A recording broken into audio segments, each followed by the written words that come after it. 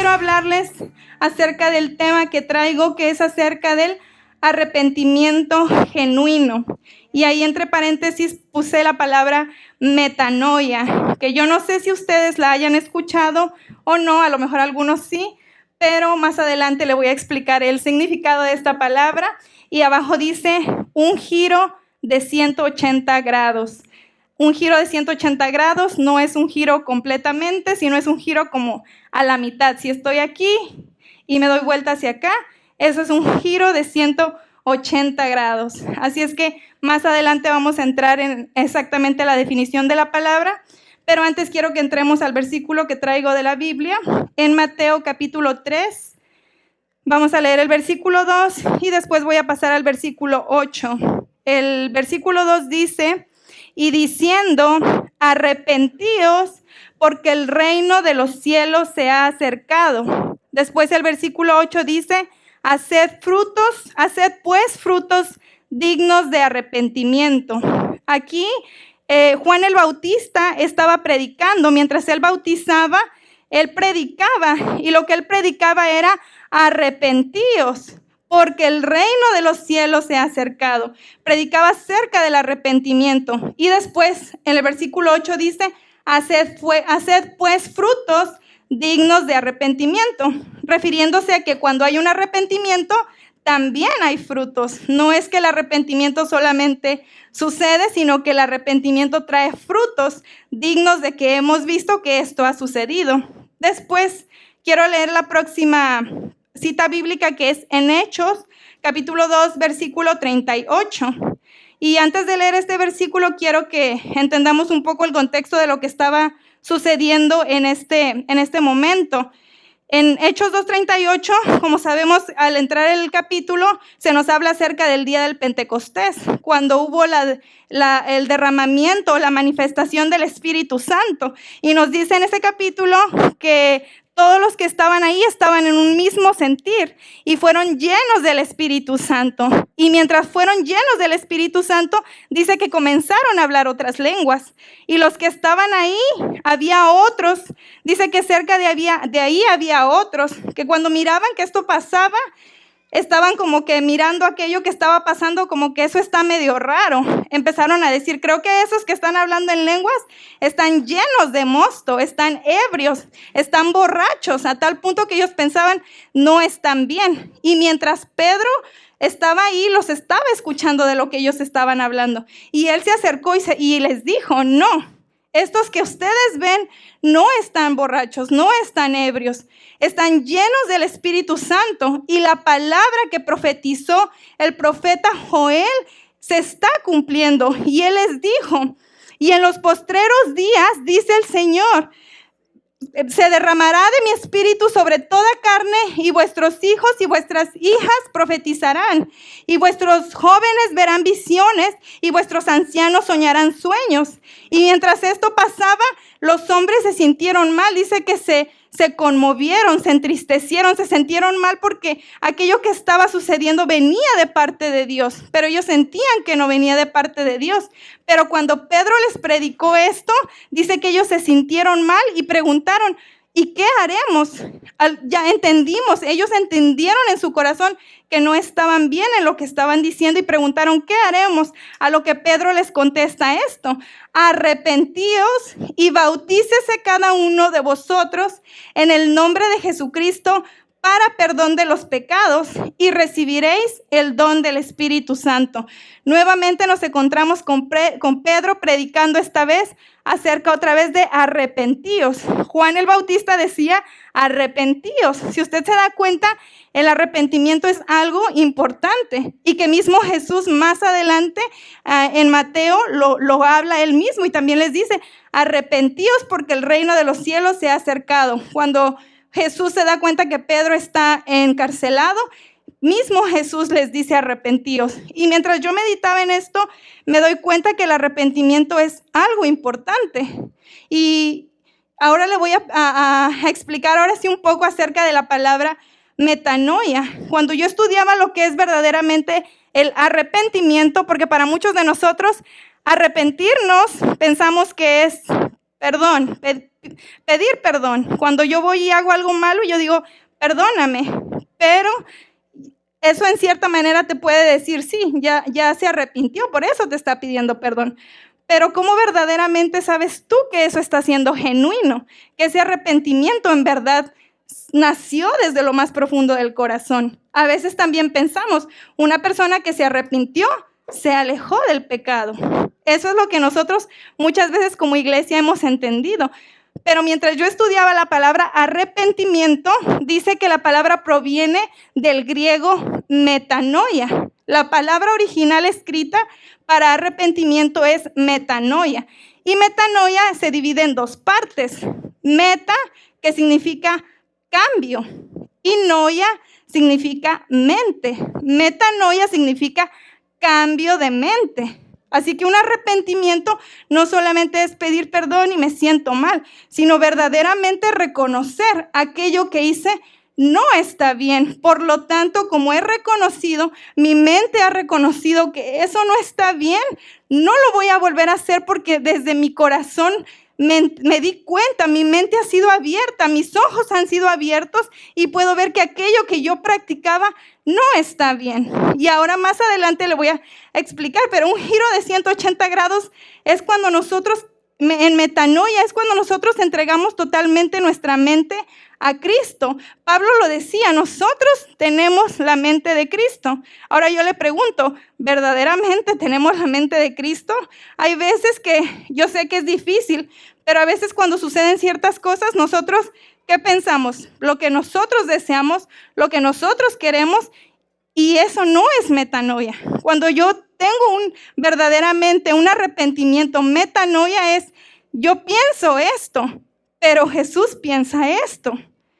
Tomar completamente la dirección opuesta a lo que yo pienso. Yo quiero esto, pero ¿qué es lo que Jesús quiere? Jesús a veces quiere esto, es cambiar completamente. Ahora le voy a leer la definición que yo encontré y dice, metanoia es un cambio de mente. Se refiere a una transformación profunda del pensamiento, de la perspectiva y del estilo de vida. Lo que significa que dice que va más allá de un simple arrepentimiento, va más allá de pedir perdón, va más allá de solamente alejarme del pecado. Gracias. Esto implica, dice, una conversión y una reorientación, una especie de volver de camino para tomar otro nuevo. ¿Quién está dispuesto a dejar el camino que a nosotros a veces nos parece correcto? Pero sin darnos cuenta, muchas veces ya no estamos en el camino angosto, sino que nos hemos cambiado de camino.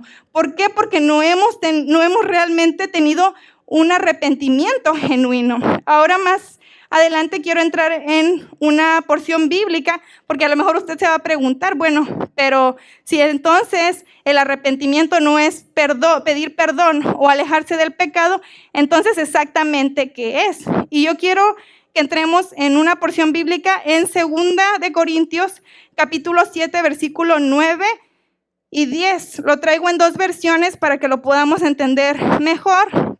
Y dice, ahora me gozo, no porque hayáis sido contristados, sino porque fuiste contristados para arrepentimiento, porque habéis sido contristados según Dios, para que ninguna pérdida padecieses por nuestra parte. Porque la tristeza que es según Dios produce arrepentimiento para salvación, de que no hay que arrepentirse, pero la tristeza del mundo produce muerte. Ahora traemos la nueva traducción viviente que dice, ahora me alegro de haberla enviado, no porque los haya lastimado, sino porque el dolor hizo que se arrepintieran y cambiaran su conducta. Fue la clase de tristeza que Dios quiere que su pueblo tenga, de modo que no les hicimos daño de ninguna manera, pues la clase de tristeza que Dios desea que suframos nos aleja del pecado y trae como resultado salvación. No hay que lamentarse por esa clase de tristeza, pero la tristeza del mundo, a la cual le falta arrepentimiento, resulta en muerte espiritual. Aquí Pablo estaba escribiendo esta carta a la iglesia de Corinto. Y si se da cuenta, nos habla de dos tipos de tristeza. Dice que hay una tristeza que le lleva al arrepentimiento, que es para salvación. Pero nos habla de otra tristeza, que dice que es una a la cual le falta arrepentimiento y resulta en una muerte espiritual. Estamos hablando de dos tipos de arrepentimiento o de tristeza. Yo estudiaba cuánta tristeza hay en el mundo. Creo que todos hemos experimentado la tristeza. No es algo a lo que alguien pueda decir, no, yo nunca lo he vivido. Cada uno lo hemos vivido y lo seguiremos viviendo mientras estemos aquí. Pero mire que mientras yo me informaba acerca de esto, dice que hay 332 millones de personas sufriendo de tristeza, y eso solamente de las personas que sufren ansiedad y depresión, que muchas veces no encuentran una salida. Y estas personas que terminan muchas veces suicidándose en una muerte. ¿Por qué? Porque es una tristeza que les lleva a una culpabilidad. ¿De dónde nace esa culpabilidad? De un arrepentimiento que no ha sido genuino, no ha habido un metanoia, no ha habido un cambio de mente. La mente se quedó en lo mismo a tal punto que terminó quitándose la vida. Usted se recordará la historia de Judas. Si usted lee la historia de Judas, dice que Judas se arrepintió. Hay un versículo donde menciona la palabra arrepentimiento, pero después más adelante, un versículo más adelante dice, pero después Judas, de haber traicionado a Jesús, se sintió mal, se arrepintió y se ahorcó. ¿Pero por qué si se arrepintió, se ahorcó?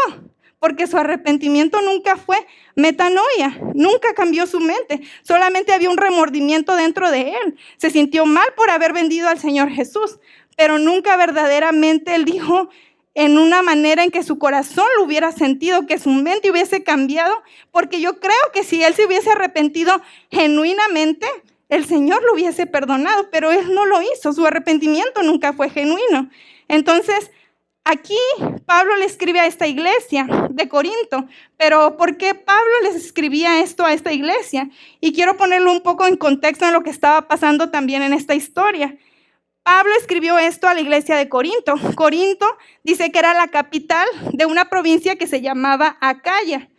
No sé si todavía existe, pero esa provincia dice que se llamaba Acaya y Corinto era la capital. Era un lugar donde había mucho comercio, había mucho movimiento. Era conocido como una ciudad cosmopolita.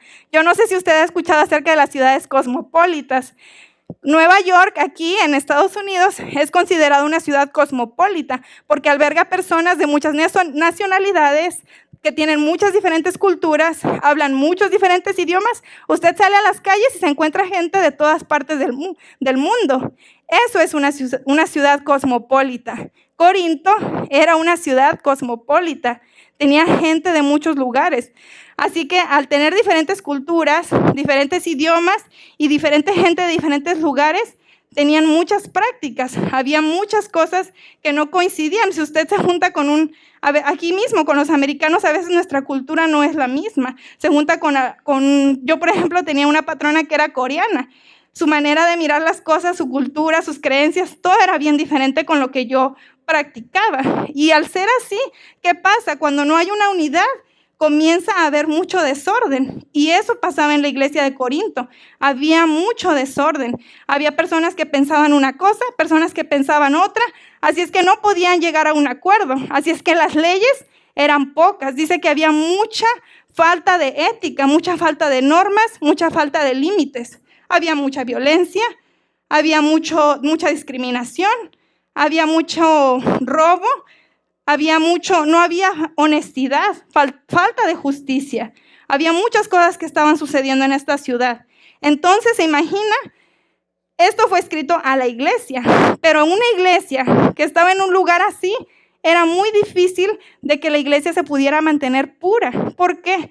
Porque la misma gente que habitaba ese lugar era de la misma gente que estaba en la iglesia. Ahora yo le pregunto, ¿no estamos en este momento viviendo una situación muy similar? Afuera, usted se mete en su teléfono y checa las noticias, entra en redes sociales y ¿qué es lo que vemos? Crimen, matanzas, balaceras, guerras, puras cosas de eso se escuchan. ¿De qué se llena nuestra mente? ¿De qué se está llenando nuestra cabeza?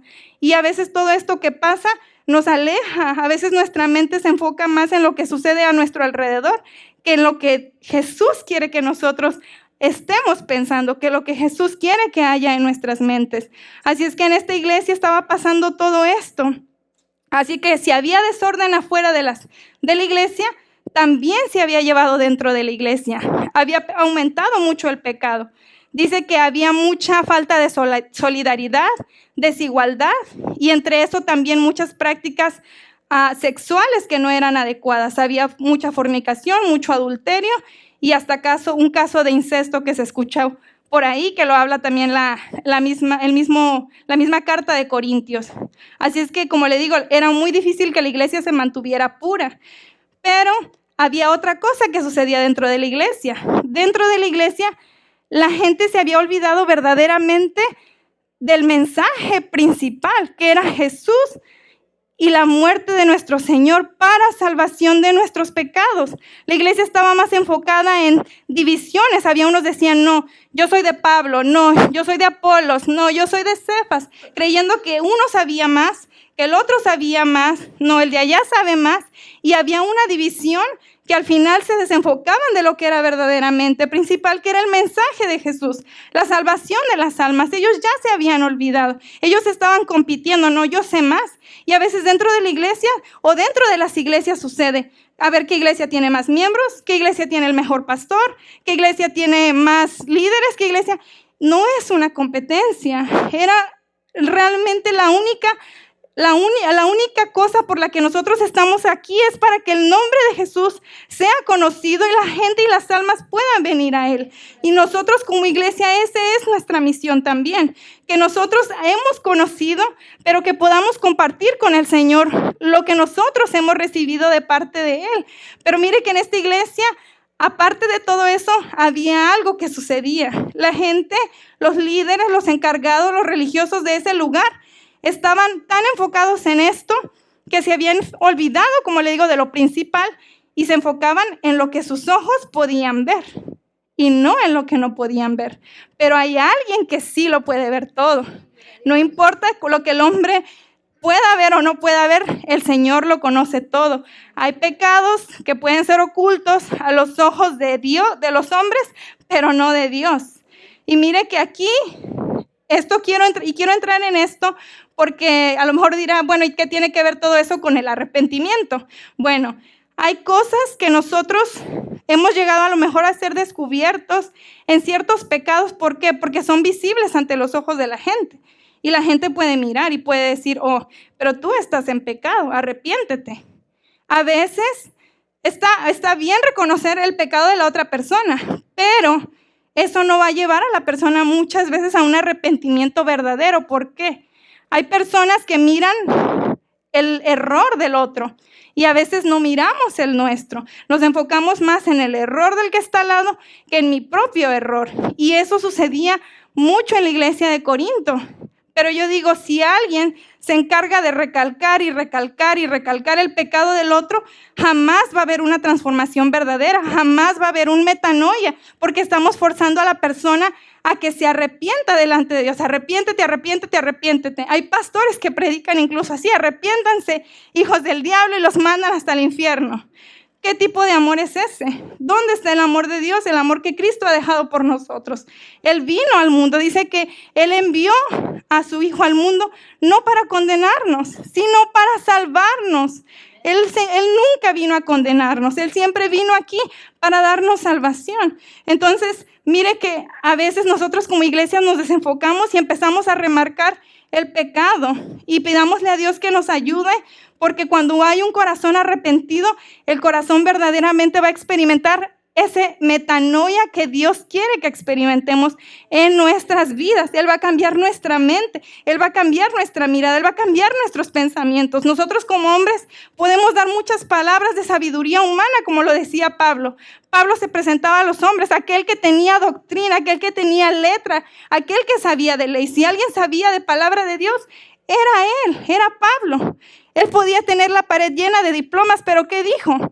Yo me presento ante ustedes pretendiendo no saber nada, sino a Cristo y a este crucificado. Ese es el mensaje. Al Señor Jesús, aquel que fue crucificado, aquel que murió por usted y por mí. Eso es lo que tenemos que hacer. Pero mire que hay personas que han sido sorprendidas. ¿Qué pasa con aquellas personas que han sido sorprendidas en una mentira? En el momento a lo mejor sí se sienten mal y dicen, oh sí, me equivoqué. Pero verdaderamente esa persona va a dejar de mentir. ¿Qué cree usted? ¿Qué tal cuando aquella jovencita que es sorprendida, que está embarazada y se embarazó y los padres ni sabían siquiera que tenía un novio? ¿Qué pasa? A veces las muchachas cómo se sienten, o a veces se esconden. Incluso llega a haber abortos. ¿Por qué? Por falta de confianza. Y arrepentimiento nunca hay.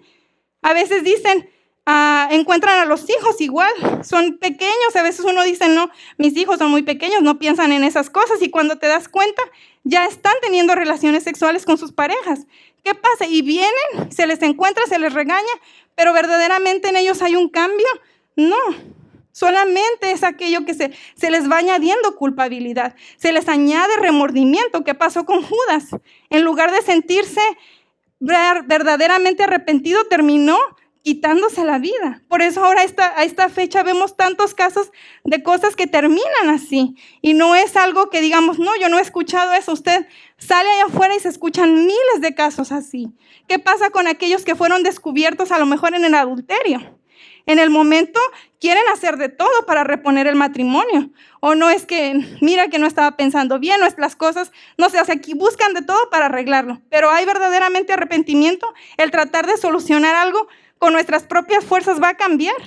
Mientras nosotros sigamos queriendo hacer las cosas con nuestras fuerzas, hemos fallado, porque entonces no estamos dejando que Cristo obre con nosotros. Estamos esforzándonos con nuestra propia carne, y mientras sigamos esforzándonos con nuestra propia carne, con nuestra propia mente, con nuestra propia mirada, no vamos a llegar a ningún lado. Y eso no es lo que Jesús quería para nosotros. ¿Qué pasa cuando alguien es descubierto haciendo drogas o en la pornografía? No van a cambiar. El hecho de que usted descubra a alguien haciendo algo no lo va a hacer cambiar. ¿Lo va a hacer sentir mal? Sí. ¿Lo va a hacer sentirse avergonzado? También puede que sí. ¿Pero lo va a hacer transformarse?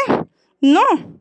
Puede que la persona no cambie. Y todas estas cosas que yo le digo, ¿qué tal aquellos hijos que descubren que los padres no son los padres que yo pensaba? O al revés, mis hijos no son los hijos que yo pensaba. Mi hijo hace esto, mi hija hace aquello. Y no era la hija que yo pensaba, no era el hijo que yo pensaba. El padre que yo tenía como un héroe, como el que quería yo ser como él, no es el hombre que yo pensaba, o no es la madre que yo pensaba. Y todo eso se va cargando. Ahora, como le digo, todas estas cosas muchas veces pueden ser visibles, pero ¿qué hay de aquel pecado que se guarda, que a veces nosotros hemos cometido y no lo conoce nadie, pero Dios lo conoce? Que a lo mejor lo estamos ocultando del que está al lado, de mi familia. Hay cosas que nosotros a veces guardamos y que no las sabe nadie, pero hay alguien que las sabe. Y es eso lo que hoy he venido a hablarle. Es eso lo que quiero que usted deposite en las manos del Señor. Hay cosas que nosotros mismos hemos cargado por años que a veces no sabemos. ¿Qué pasa con aquellas? La envidia. ¿Es la envidia visible? Muchas veces no es visible. Usted no va a ver, pero que empieza a veces a envidiar. Sin darse cuenta, empieza a mirar que a lo mejor al otro le va mejor y empieza a desear lo que el otro tiene. O porque aquel gana más, o porque aquel tiene mejor trabajo, o porque aquel sí pudo hacer lo que yo no pude hacer. Y empezamos a alimentar la envidia. ¿Nos va a traer una edificación? Nunca nos va a traer una edificación. Y si yo quiero cambiar eso, tampoco voy a poder. Tengo que entregárselo al Señor. ¿Qué pasa con la culpa? Cuando hemos cometido un error, cuando hemos hecho algo, hemos fallado a alguien y cargamos con eso.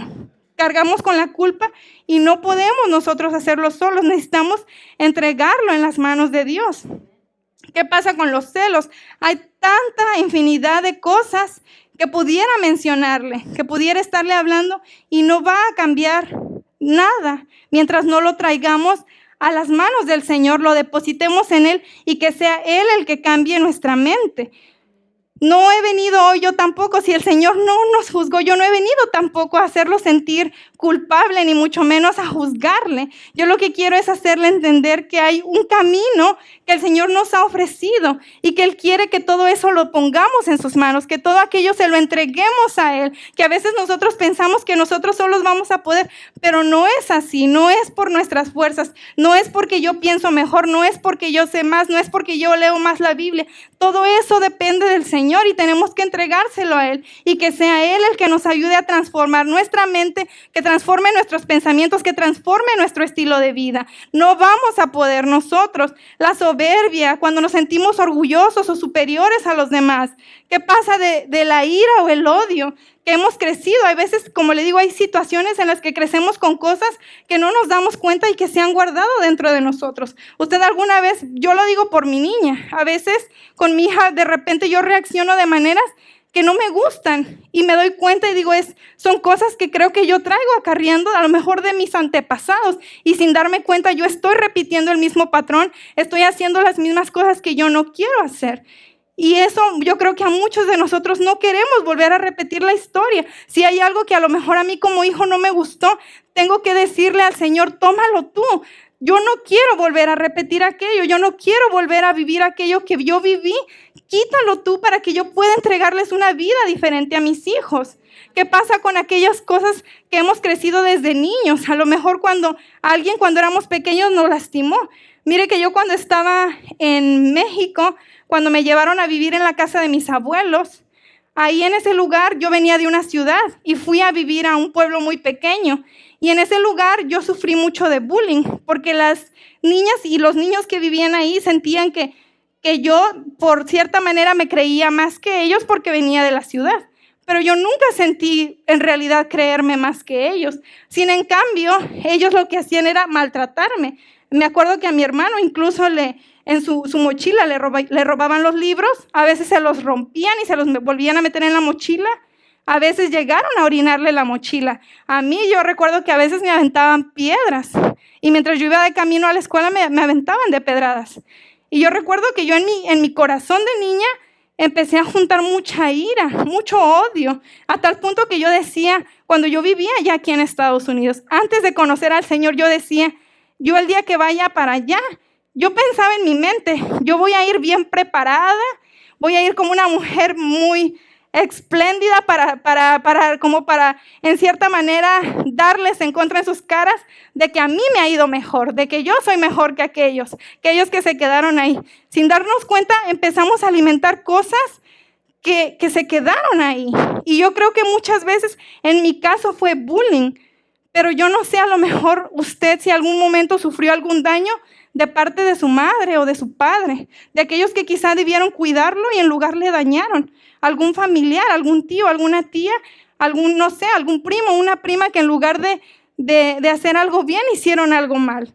Y empieza nuestro corazón desde pequeños a guardar un resentimiento, una ira, un odio, un enojo. Y que hasta el día de hoy, incluso siendo cristianos, no lo hemos soltado, lo traemos cargando ahí. ¿Qué pasa cuando hemos sido dañados moralmente, verbalmente? Ya ni decir físicamente, pero lo traemos aquí. Son heridas que nadie puede sanar más que el Señor Jesús. Son heridas que guardamos y que sin darnos cuenta, como le digo, se han posicionado en una parte trasera de nuestro cerebro y en su momento van a salir a la luz. ¿Por qué? Porque solamente se mantuvieron escondidos. Pero el día que pases por una situación similar, puede que todo aquello salga a flote y eso tiene que ser entregado en las manos de nuestro Señor. Toda herida, todo dolor, todo celo visible a los ojos de los hombres, pero sí visible a los ojos de Dios. Hoy yo le pido que lo traiga a las manos del Señor, a los pies del Señor y que completamente rinda su vida, como lo cantábamos en la alabanza. Dice que Él cambió mi corazón y me entregó una vida mejor. Verdaderamente cantamos eso, pero queremos realmente recibir esa vida mejor. Estoy dispuesta a que si yo voy caminando para acá y Dios me dice, no, vas mal, voltéate, estoy dispuesta a voltearme Porque cuando yo verdaderamente creo que el Señor vive en mí, entonces ya no soy yo. No importa lo que yo pienso, no importa lo que yo quiero. Pablo decía, ya no vivo yo, mas Cristo vive en mí. Él mismo decía, sed imitadores de mí como yo soy de Cristo. ¿Hay aquí acaso alguno que pueda decir, sed imitadores de mí como yo lo soy de Cristo? Nadie. Es algo bien difícil. Es difícil verdaderamente recibir la palabra de Dios y ser ese ejemplo para los demás. Yo creo que como iglesia, a los que hemos conocido del Señor, que sea eso, que los que están allá afuera puedan ver algo diferente, que puedan percibir ese cambio en nosotros. Y no solamente el cambio exterior, sino el interior, porque el que es interior dice que produce frutos. Lo que leímos al inicio, frutos de arrepentimiento, que aquella persona que hablaba mal, ya no habla mal. Aquella persona que a lo mejor siempre estaba en la mentira o en el chisme, ahora es una persona completamente diferente, hablando verdad o alejándose de aquello que no está bien. Aquel hombre o aquella mujer que solamente se dedicaban a una vida de darse placeres para ellos, ahora viven en una vida que quieren servir a otros. ¿Acaso eso no le hace a usted pensar qué ha pasado en esta persona? ¿Qué es la transformación de esta persona? ¿Qué es lo que la ha cambiado? ¿Qué es lo que lo ha hecho diferente? No queremos nosotros, yo recuerdo, yo por mucho tiempo fui a la iglesia, me senté en una silla, estaba ahí, pero mi mente no estaba ahí. Mi mente estaba pensando en la escuela, estaba pensando en mis amigos o en mis amigas o qué iba a hacer ese fin de semana. ¿Por qué? Porque mi mente no había tenido un verdadero arrepentimiento. Porque aunque verdaderamente en el momento estaba ahí, escuchaba de la palabra de Dios en cierta parte, a veces se llegaba el tiempo de la oración y salíamos. ¿Y afuera qué pasaba? Una doble vida. Afuera, yo si me encontraba a alguien de la iglesia, hasta como que mejor me escondía para que ni me fueran a mirar. ¿Por qué? Porque yo sabía dentro de mí que mi vida en la iglesia era una, pero fuera de la iglesia era otra. ¿Por qué? Porque no había tenido metanoia, porque mi mente no había sido abierta, porque no había habido verdaderamente un arrepentimiento genuino, un cambio total. Y eso es lo que el Señor quiere, que haya un cambio total en nuestras vidas, que ya no seamos quienes éramos antes. Porque si el Señor vino a nuestras vidas para que sigamos siendo los mismos, entonces ¿para qué vino el Señor? Él vino para que seamos diferentes.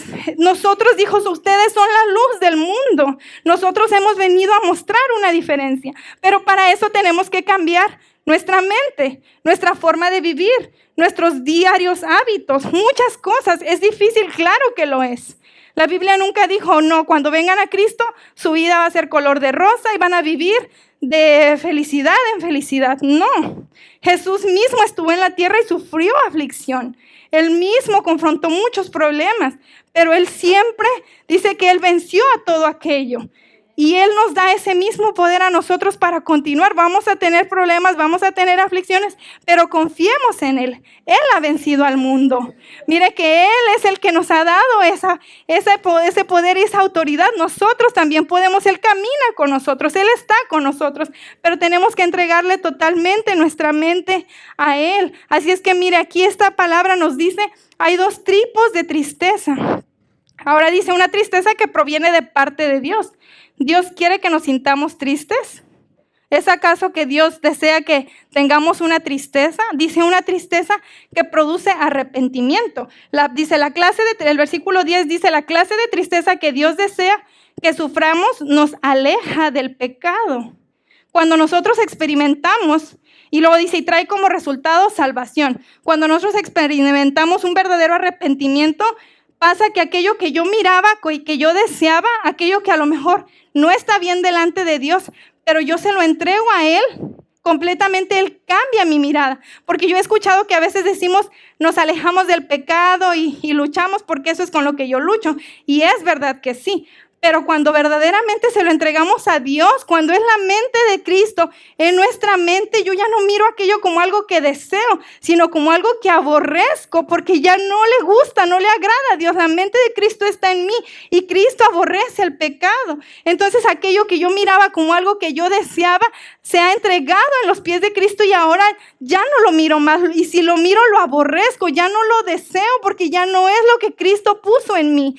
Todo aquello que muchas veces practico practicamos. Por eso estamos a veces muy tentados, porque seguimos luchando con nuestra carne, seguimos luchando con nuestras fuerzas. No hemos realmente creído en el poder de Dios y en su verdad, en el arrepentimiento del cual Él nos habla. Cuando creemos definitivamente que Él lo puede cambiar todo, se lo entregamos a Él y entonces miramos con los ojos de Él. Pero a veces nosotros seguimos mirando con nuestros ojos, seguimos tratando de juzgar desde nuestro conocimiento. Pero mire que Jesús, cuando caminó en esta tierra, siempre miró con amor. Siempre iba con quienes, con los que todo el mundo juzgaba como pecadores, con lo que todo el mundo decía no, porque si este hombre verdaderamente fuera el Cristo, sabría con quién está sentado. ¿Y con quién estaba sentado Él? Con los pecadores, con nosotros. Si Él estuviera aquí, hace unos días atrás estaba meditando mucho acerca de esto y yo me preguntaba, si el Señor Jesús hubiese venido para esta generación, ¿dónde estaría ahorita? Yo me he preguntado, ¿el Señor Jesús vendría acá a Iglesia Midway? ¿O el Señor Jesús, a dónde estaría? ¿Usted nunca se ha preguntado? Porque a veces nosotros, y si nosotros somos a quien Él nos dejó, ¿por qué no pensamos lo mismo? ¿Dónde estaría el Señor Jesús? Ahí donde usted piense que estaría el Señor Jesús, ¿usted ¿iríamos nosotros a ir por aquellos? A veces yo me preguntaba, le digo, estos días pasados, y yo digo, verdaderamente fallamos muchas veces. Yo digo, ¿cómo donde el Señor Jesús, yo me ponía a pensar, el Señor Jesús estaría metido allá, a lo mejor donde la gente está perdida, en los clubs, en los antros, no para hacer lo mismo que ellos hacen, sino para llevarle la palabra de salvación. Y nosotros a veces, no, pues es que yo ya voy a la iglesia, no vamos a ir a practicar lo mismo que ellos practican porque nuestra mente ya tuvo un metanoia, porque yo aquello que antes miraba como algo que me hacía placer, ya no lo miro de la misma manera. Ahora voy con otra mentalidad, voy con otra perspectiva, voy para salvar a aquellos que yo un día a lo mejor me encontré ahí. Eso es lo que el Señor quiere que hagamos. Entonces yo le pido como iglesia que nos esforcemos y que de cierta manera entreguemos esto al Señor Jesús, que entreguemos absolutamente todo, tanto aquello como lo que es visible, como aquello que no es visible. Como le digo, a Dios no le podemos ocultar nada. En esta iglesia podemos ocultarnos entre nosotros a lo mejor, pero a Dios todo le es conocido. Él conoce absolutamente todo de nosotros.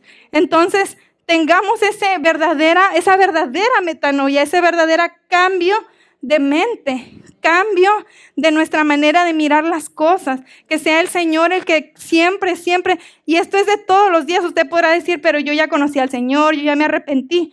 Pero entonces usted no falla, usted no se equivoca todos los días. Porque yo digo, si perfectos fuéramos, entonces no se hubiera hablado tanto del arrepentimiento. Pero fallamos todos los días, todos fallamos. Todos nos equivocamos, sí, todos nos equivocamos. Hay momentos en donde a veces nos enojamos y el Señor quiere que nos contengamos ahí, pero a veces explotamos, no podemos. ¿Y quién es el que entiende todo aquello? El Señor. Pero seamos honestos verdaderamente delante de Él. No escondiendo nada, como le digo, usted puede presentarse delante de Él y querer esconderle cosas, pero Él lo conoce todo. Depende de usted ser honesto, depende de usted rendirse todo a Él, depende de usted cambiar. Y como le dije, yo no traigo este mensaje para culparlo, ni para condenarlo, ni para juzgarlo. Yo no soy nadie. Nadie de los que estamos aquí somos nadie. Quiero hablarle acerca de la historia que ya muchos conocemos, incluso hasta aquellos que no conocen de la palabra de Dios, conocen el mensaje que dice que el que esté libre de pecado, que tire la primera piedra. Y el Señor Jesús les hablaba a esta mujer que le trajeron, una mujer que fue descubierta en adulterio. Y los hombres, los fariseos, dice que aquellos escribas y fariseos le traían a la mujer y se la pusieron frente a Jesús. ¿Para qué? Para que la apedrearan. ¿Por qué? Porque había sido encontrada pecando. Esta mujer se la encontró en el adulterio y fue traída delante de Jesús. Y dice que empezaron a decirle, mira, esta mujer, la ley de Moisés dice que si se le encuentra haciendo esto, se le tiene que apedrear. Y ellos querían, según ellos, apedrearla para cumplir la ley de Moisés. Pero el Señor sabía que verdaderamente ellos no querían cumplir la ley. Si hubiesen querido cumplir la ley, ¿qué hubieran hecho? Desde el momento que la vieron en el acto, la hubiesen apedreado. La trajeron delante de Jesús, ¿para qué? para que él fuese, para tentarle en cierta manera a ver qué pensaba él. ¿Y Jesús qué hizo? Dice que Jesús estaba sentado y dice que él estaba predicando de la palabra de Dios. Y mientras estos hombres estaban ahí listos para apedrear a aquella mujer, Jesús dice que comenzó a escribir en tierra con su dedo. Mientras todos señalaban a la mujer, Jesús apuntaba a la tierra. Jesús empezaba a escribir. Y dice que él les levantó la mirada y les dijo que el que estuviera libre de pecado, que lanzara la primera piedra. Y ahí se dieron cuenta, uno por uno, dice que desde el primero hasta el postrero se dieron cuenta que nadie era libre de pecado. Y hoy aquí yo creo que de la misma manera, ninguno de nosotros somos libres de pecado. Y mire que el Señor Jesús, en su grande amor, aquel que era el único que era digno de lanzarle la piedra a esta mujer, no lo hizo. Y no lo va a hacer en esta noche tampoco. ¿Por qué habría del Señor? El Señor nos ama. Por eso le digo, el Señor no vino a condenarnos. El Señor no vino a hacernos sentir mal. Él quiere que sí, en verdad que tengamos ese tipo de tristeza. ¿Usted ha sentido ese tipo de tristeza que contrista al Espíritu Santo cuando usted hizo algo que no está bien? Sí, quizá la ha experimentado, quizás no. Esperemos en Dios que todos podamos experimentarla, porque de esa manera el Espíritu Santo como que nos controla. Hay veces que nosotros, como le digo, nos airamos y luego ya después nos sentimos mal.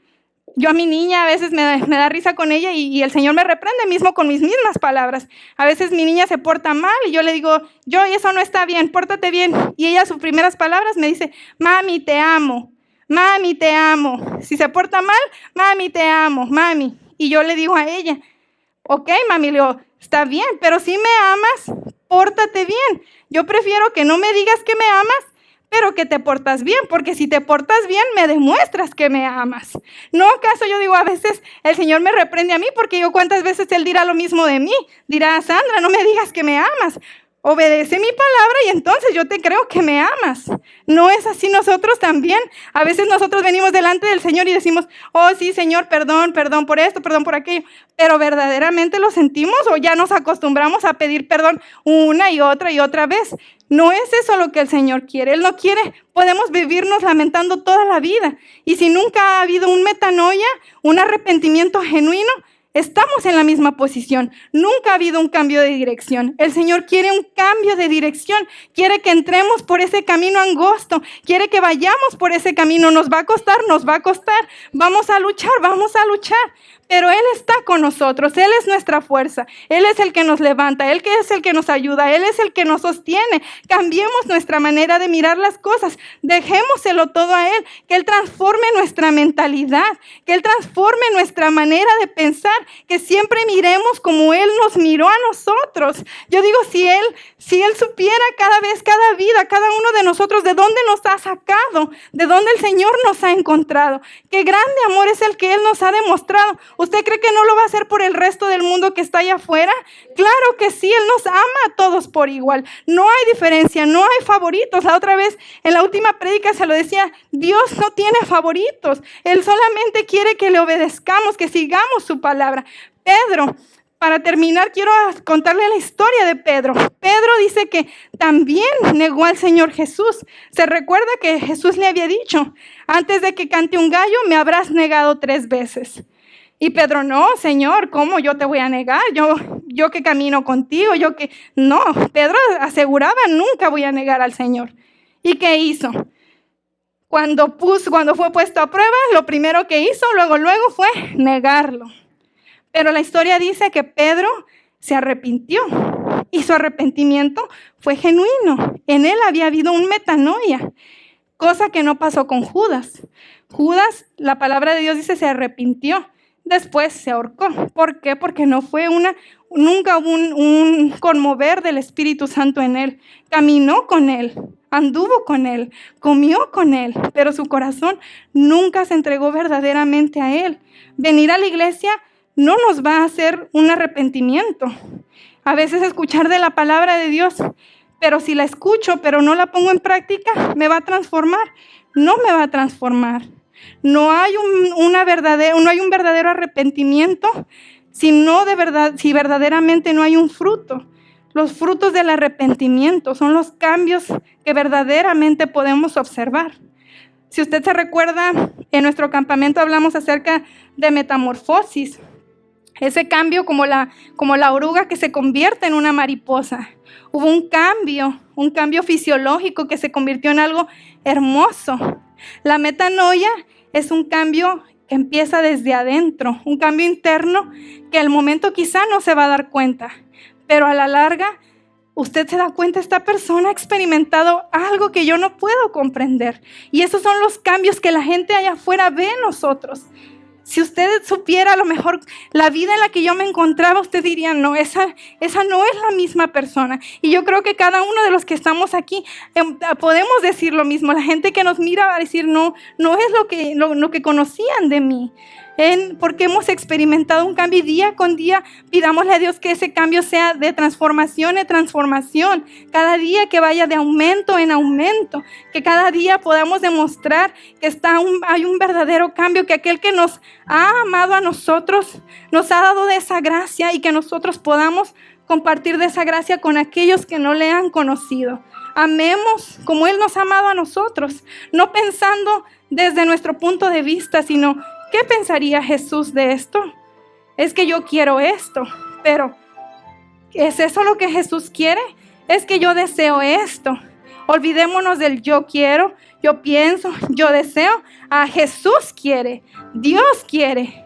Él quiere que hagamos esto, Él quiere que pensemos esto. Empecemos a cambiar nuestra manera, a veces hasta de hablar, porque nosotros somos mucho de nosotros y nos alimentamos el ego de nosotros mismos, y yo. Pero, ¿qué tal si empezamos a decir qué es lo que el Señor quiere? ¿Es esto lo que le agrada al Señor? ¿Es esto lo que estoy pensando yo, es lo que pensaría el Señor? ¿Lo que estoy haciendo yo, es esto lo que haría el Señor? ¿Lo que estoy hablando yo, es esto lo que hablaría el Señor? ¿Lo que estoy tocando yo, es esto que tocaría el Señor? ¿Lo que estoy escuchando yo, es esto lo que escucharía el Señor? Porque a veces nosotros nos alimentamos de tantas cosas y llenamos nuestra carne. Pero el Señor quiere que seamos llenos de lo que Él sería lleno, para que de esa manera nosotros podamos darle a otros lo que Él nos ha dado a nosotros, porque estamos viendo con ojos de amor, con ojos que han experimentado un metanoia, un cambio interior.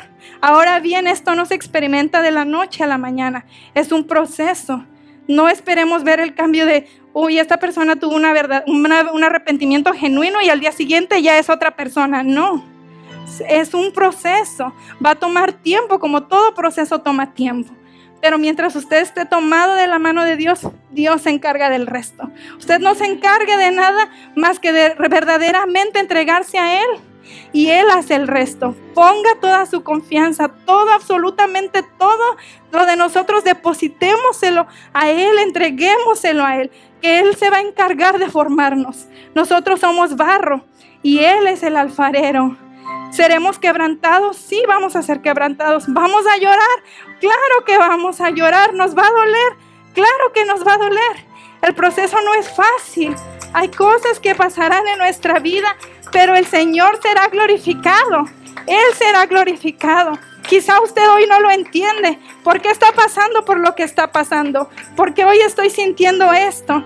Esa contristación que hoy siento, que sea del Espíritu Santo, ese que viene para arrepentimiento, para salvación. Eso es lo que Dios quiere que experimentemos. Estando en las manos del alfarero, Él formará su mejor pieza. Él formará lo mejor de nosotros. Pero crea en Él. Crea en Él, deposítese en totalidad en Él.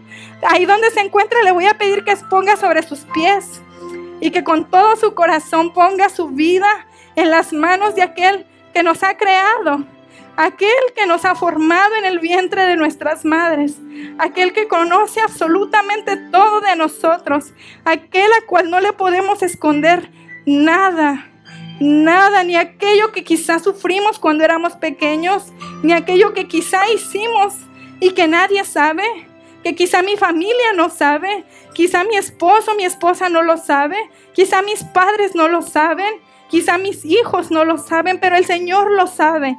Deposita todo aquello que tú has cargado por mucho tiempo. No es tiempo de que lo cargues tú, es tiempo de que se lo des al Señor. El Señor es tan bueno que Él toma todo lo malo de nosotros, lo recibe y aligera tu carga. Él es el que te hace descansar. Él es el que trae paz a tu mente. Él es el que trae descanso a tu vida. Él es el que trae sanidad a tu enfermedad. Él es el que trae esperanza donde tú piensas que ya no la hay. Él es el que trae respuestas a donde tú piensas que ya no hay respuestas. Él es el que trae todo lo que tú necesitas. Solamente confía en Él, solamente deposítalo a Él.